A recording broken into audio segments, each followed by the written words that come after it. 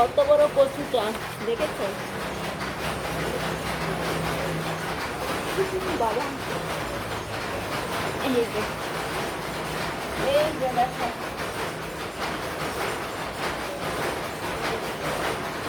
এই যে দেখো কত বড় কচু। দেখেছো? দেখো কত বড় কচুটা। বাবা, আঙুরটা ভেঙে গেছে, এটা ভেঙে গেছে। এটা এদিকে একটু পচা লেগে গেছে, এই যে বিড়ালটা বিস্কুট খাচ্ছে। আর আমি এটার এখন ভর্তা বানাবো, এটা এখন ভর্তা বানাবো। দেখেছো কত বড়? দেখো, আরো খাবি? এই কচুটার এখন ভর্তা বানাবো। এটা এখান থেকে অনেকটা লম্বা, এটার ভর্তা বানাবো। মিনিটাও বসে বসে দেখছে।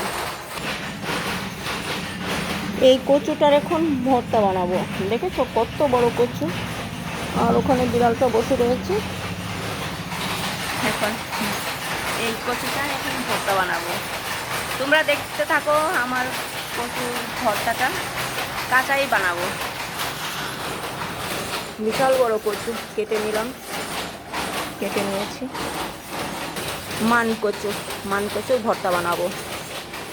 একটু লবণ দিয়ে ভিজিয়ে রাখবো, কারণ কখনো খাইনি তো কাঁচা, তাই আমি রসুন আর শুকনো লঙ্কা কাঁচা লঙ্কা ভেজে নিচ্ছি।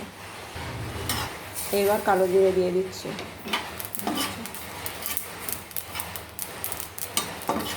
হয়ে গেছে। আগে এগুলো গুঁড়ো করে নেব, এইবার এগুলো দিয়ে দেবো। জানি না কেমন হবে, প্রথম করছি। যদি চুলকায় উপায় নেই, লোকের কথাই করছি।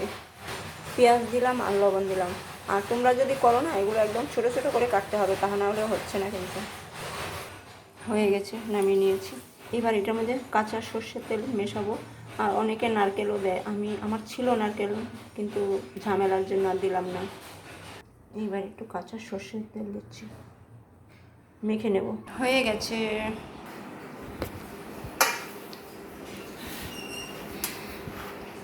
এই যে আমার বাটা হয়ে গেছে।